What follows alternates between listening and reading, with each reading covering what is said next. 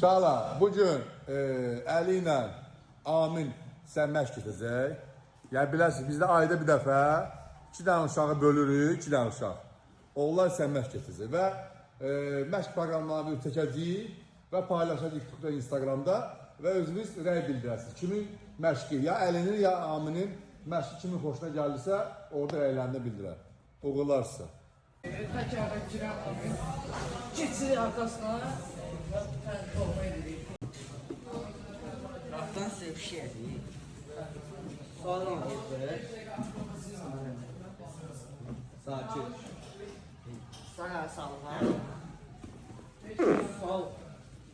Sol ayağı fırlattı. Ayağını. Sıktık manta.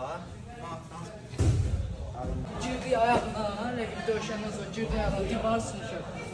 Ondan sonra ayağımızın yerini dəyişdirib, başımızı sıxandırıb içəri saldıq.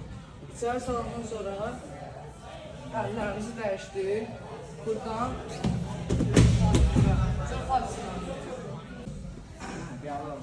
Et kanalına canlı değil. Adamı şıpakat bile atalım.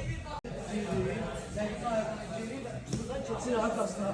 Rəqibin arkasına keçəndən sonra buradan ayaqlarımın yerini dəyişirəm.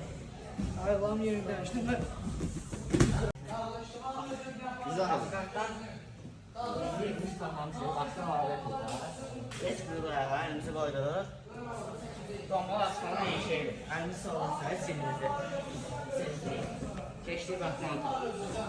Olsun geçti. Real çeçen fert.